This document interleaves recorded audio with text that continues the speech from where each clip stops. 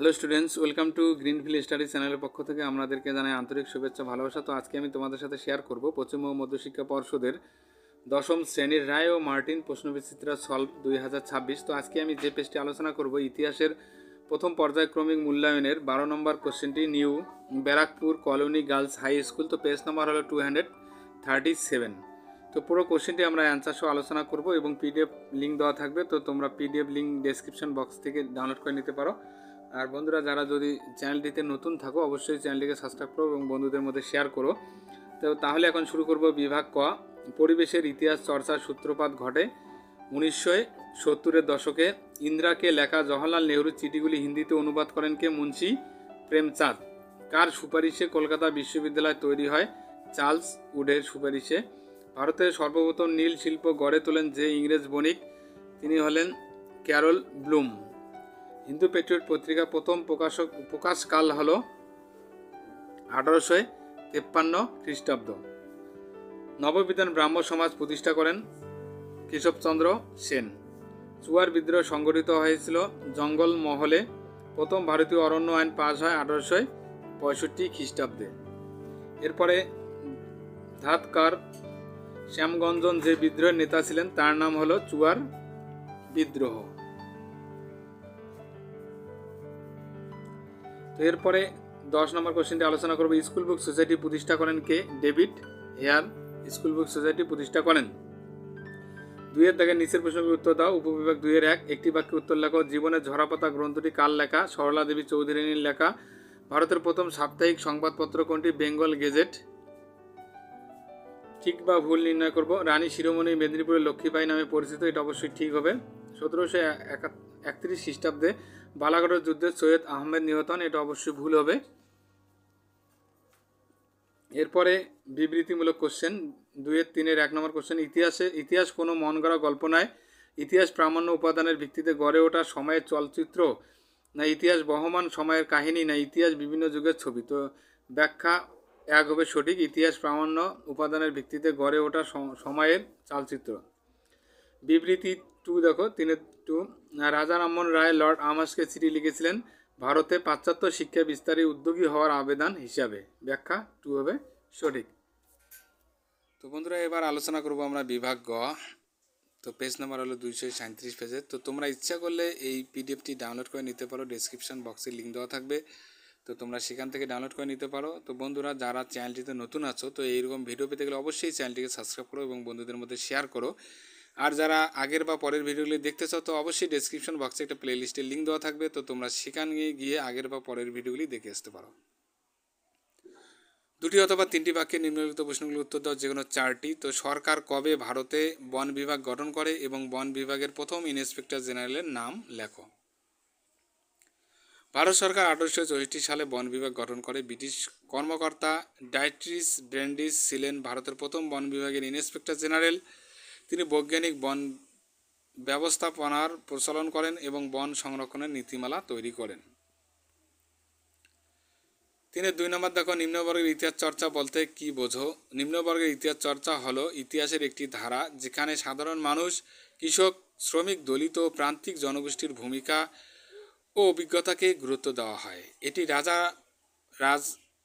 রাজাদের পরিবর্তে সমাজের নিম্নস্তরের মানুষের সংগ্রাম, জীবনযাত্রা ও প্রতিরোধ আন্দোলনকে তুলে ধরে। এই ইতিহাস চর্চা ব্রিটিশ শাসনের বিরুদ্ধে কৃষক বিদ্রোহ, শ্রমিক আন্দোলন ও সামাজিক বঞ্চনার প্রসঙ্গ বিশ্লেষণ করে। 3-এর 3 নম্বরটি দেখো, এশিয়াটিক সোসাইটি কে কবে প্রতিষ্ঠা করেন? তো স্যার উইলিয়াম জোন্স 1784 সালের 15 জানুয়ারি কলকাতায় এশিয়াটিক সোসাইটি প্রতিষ্ঠা করেন। এটি মূলত এশিয়ার ইতিহাস, ভাষা, সংস্কৃতি ও সভ্যতা নিয়ে গবেষণার জন্য গঠিত হয়েছিল। এই প্রতিষ্ঠান ভারতীয় ঐতিহ্য ও সংস্কৃতি সংরক্ষণে গুরুত্বপূর্ণ ভূমিকা পালন করেছে। বাংলার প্রথম 2জন মহিলা স্নাতকের নাম লেখো। বাংলার প্রথম 2জন মহিলা স্নাতক ছিলেন কাদম্বিনী গঙ্গোপাধ্যায় এবং চন্দ্রমুখী বসু। তারা দুজনেই 1883 সালে কলকাতা বিশ্ববিদ্যালয় থেকে স্নাতক ডিগ্রি অর্জন করেন এবং উচ্চশিক্ষিত নারীদের পথিকৃৎ হিসেবে পরিচিত হন।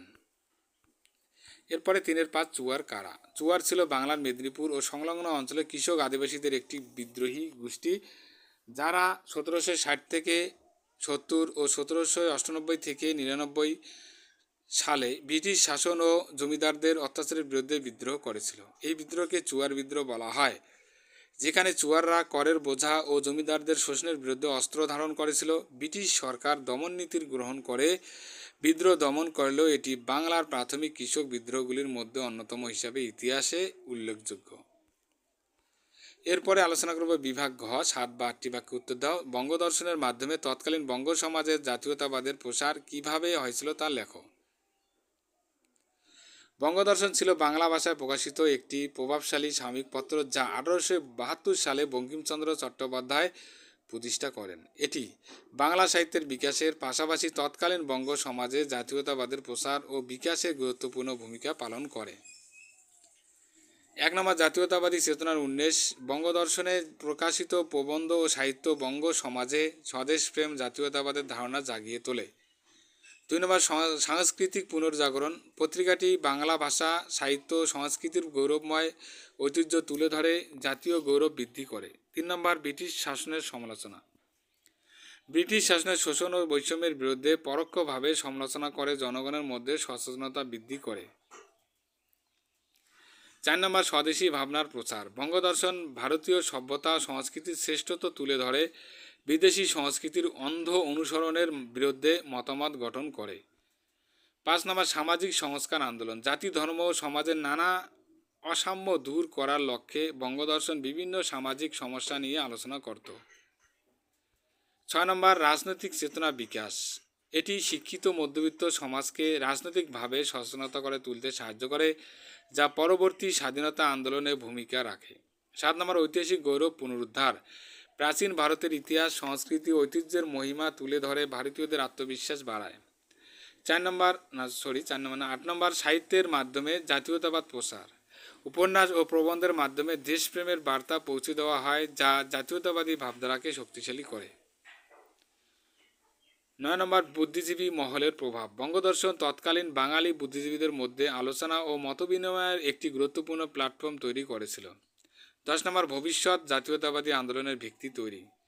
বঙ্গদর্শন চিন্তাধারা পরবর্তীতে ভারতীয় জাতীয় কংগ্রেস ও স্বাধীনতা সংগ্রামের আদর্শ গঠনে সাহায্য করে।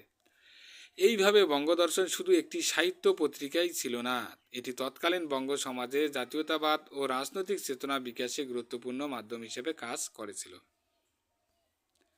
এরপরে 4-2 আলোচনা করব বিদ্রোহ, অভ্যুত্থান ও বিপ্লবের ধারণা সম্পর্কে লেখো।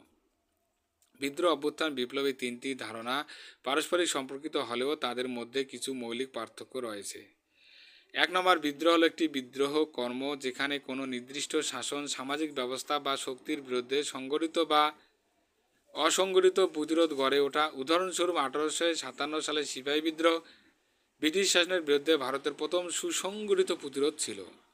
2 নম্বর, অভ্যুত্থান সাধারণত রাষ্ট্র বা সরকার ব্যবস্থার বিরুদ্ধে আকস্মিক ও জোরালো প্রতিরোধ বা আন্দোলন বোঝায়, যা সাধারণত সামরিক বাহিনী বা রাজনৈতিক দল পরিচালিত করে। যেমন 1946 সালে নৌসেনা অভ্যুত্থান ছিল ব্রিটিশদের বিরুদ্ধে ভারতীয় নৌসেনাদের বিদ্রোহ।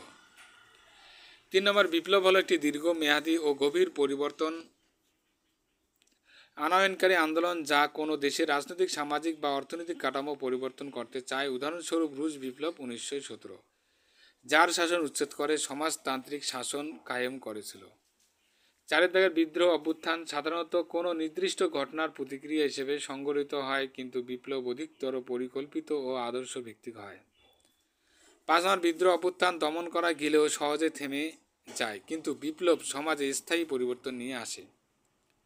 6 বিপ্লবের মাধ্যমে নতুন শাসন ব্যবস্থা বা আদর্শিক পরিবর্তন আনা হয়, যেখানে বিদ্রোহ বা অভ্যুত্থান অনেক সময় কেবল শাসকদের পরিবর্তন ঘটায়। 7 নম্বর, ভারতীয় স্বাধীনতা সংগ্রামের বিভিন্ন পর্যায়ে বিদ্রোহ, যেমন সিপাহী বিদ্রোহ, অভ্যুত্থান, যেমন নৌসেনা অভ্যুত্থান এবং বিপ্লবী কার্যকলাপ, যেমন বিপ্লবী জাতীয়তাবাদীদের আন্দোলন প্রত্যক্ষ করা যায়। 8 নম্বর, ইতিহাসে অনেক সময় বিদ্রোহ বা অভ্যুত্থান ব্যর্থ হলেও তা ভবিষ্যতে বিপ্লবের জন্য পথ তৈরি করে দেয়। এইভাবে বিদ্রোহ, অভ্যুত্থান ও বিপ্লব ইতিহাসের গুরুত্বপূর্ণ অংশ, যা সামাজিক ও রাজনৈতিক পরিবর্তনের গুরুত্বপূর্ণ মাধ্যম হিসেবে কাজ করে। এবার আলোচনা করব বিভাগ উম। 15 বা 16টি বাক্যে উত্তর দিতে হবে, যে কোনো একটি প্রশ্নের উত্তর দাও। পাশ্চাত্য শিক্ষা বিস্তারে রাজারামমোহন রায় ও রাধাকান্ত দেবের ভূমিকা লেখো। পাশ্চাত্য শিক্ষা বিস্তারে রাজারামমোহন রায় ও রাধাকান্ত দেবের ভূমিকা। 1817 সালে কলকাতায় হিন্দু কলেজ প্রতিষ্ঠার মাধ্যমে বাংলায় পাশ্চাত্য শিক্ষার প্রসার ঘটে এবং এই শিক্ষার বিস্তারে রাজা রামমোহন রায় ও রাধাকান্ত দেব দুজনেই গুরুত্বপূর্ণ ভূমিকা পালন করেন, তবে তাদের দৃষ্টিভঙ্গি পার্থক্য ছিল। রাজা রামমোহন রায়ের ভূমিকা: তিনি পাশ্চাত্য বিজ্ঞান ও যুক্তি নির্ভর শিক্ষার পক্ষে ছিলেন এবং ইংরেজি শিক্ষার প্রসারকে সমর্থন করেন। 2 নম্বর, 1825 সালে বিদ্যাসাগর সমাজ প্রতিষ্ঠা করে ইংরেজি ও বিজ্ঞান শিক্ষার প্রসার করেন। 3 নম্বর, তিনি ব্রিটিশ সরকারের কাছে ইংরেজি শিক্ষার পৃষ্ঠপোষকতা বৃদ্ধির জন্য আবেদন করেন যাতে ভারতীয়রা আধুনিক জ্ঞান লাভ করতে পারে। 1826 সালে ডেভিড হেয়ারের সঙ্গে মিলিত হয়ে হিন্দু কলেজের উন্নতি সাধন করেন। 5 নম্বর, তিনি সংস্কৃত ভাষায় পরিবর্তে ইংরেজি ভাষার শিক্ষা দেওয়ার পক্ষপাতী ছিলেন, কারণ তিনি মনে করতেন ইংরেজি শিক্ষা ভারতের আধুনিকীকরণের সহায়ক হবে। রাধাকান্ত দেবের ভূমিকা: 6 নম্বর পয়েন্টটি দেখো। রাধাকান্ত দেব ছিলেন বাংলা রক্ষণশীল হিন্দু সমাজের প্রতিনিধি, যিনি প্রচলিত শিক্ষা ও সংস্কৃতির রক্ষায় কাজ করেন। 7 নম্বর, তিনি ইংরেজি শিক্ষার বিরোধিতা করেন এবং মনে করতেন সংস্কৃত শিক্ষা রক্ষা করা উচিত, কারণ এটি হিন্দু ধর্ম ও সংস্কৃতির মূল ভিত্তি। 8 নম্বর, তিনি ধর্মসভা নামক সংগঠন গঠন করেন ব্রাহ্ম সমাজ ও রামমোহনের সংস্কারমূলক কাজের বিরোধিতা করেন। 9 নম্বর, 1851 সালে তিনি কলকাতায় ক্যালকাটা মাদ্রাসা এবং সংস্কৃত কলেজ প্রতিষ্ঠায় সহায়তা করেন। 10 নম্বর, তিনি মনে করতেন যে হিন্দু ধর্ম ও সমাজকে পশ্চিমা শিক্ষার পরিবর্তে নিজেদের ঐতিহ্যের উপর ভিত্তি করে রক্ষা করা উচিত। উপসংহার: 11 নম্বর, রাজা রামমোহন রায় পাশ্চাত্য শিক্ষাকে ভারতের সামাজিক ও বুদ্ধি ভিত্তিক উন্নতির জন্য গুরুত্বপূর্ণ মনে করতেন, যেখানে রাধাকান্ত দেব হিন্দু ঐতিহ্য ও সংস্কৃতির সংরক্ষণের পক্ষে ছিলেন। 12 নম্বর, তাদের মত পার্থক্য সত্ত্বেও উভয়ের প্রচেষ্টায় বাংলায় শিক্ষা বিস্তার লাভ করে। 13 নম্বর, রাজা রামমোহন রায়ের প্রচেষ্টায় ব্রিটিশ সরকার 1835 সালে লর্ড মেকলেকে ইংরেজি শিক্ষানীতি গ্রহণ করতে বাধ্য হয়। 14 নম্বর, অন্যদিকে রাধাকান্ত দেবের প্রচেষ্টায় সংস্কৃত শিক্ষার গুরুত্ব অক্ষুণ্ণ থাকে এবং ভারতীয় ঐতিহ্যের সংরক্ষণ হয়। 15 নম্বর, এই দুই প্রবক্তার শিক্ষা আন্দোলনের ফলে বাংলা সমাজে শিক্ষার প্রতি আগ্রহ বাড়ে এবং পরবর্তী সময়ে শিক্ষা ব্যবস্থা একটি ভারসাম্য সৃষ্টি হয়। 16 নম্বর, তাই পাশ্চাত্য শিক্ষা বিস্তারে রাজা রামমোহন রায় পথপ্রদর্শক হলেও রাধাকান্ত দেব ঐতিহ্য রক্ষার মাধ্যমে শিক্ষার অন্য একটি ধারাকে সমর্থন করেছিলেন। তো বন্ধুরা, তাহলে আজকে আমরা এই পর্যন্ত আলোচনা করলাম। তো যারা এখনো চ্যানেলটিতে নতুন আছো, চ্যানেলটিকে সাবস্ক্রাইব করোনি, তো অবশ্যই চ্যানেলটিকে সাবস্ক্রাইব করো এবং বন্ধুদের মধ্যে এইরকম আরো ইন্টারেস্টিং ভিডিও পেতে ফলো দিয়ে রাখুন আমাদের পেজ এবং চ্যানেলটিকে। দেখা হচ্ছে পরের ভিডিওতে।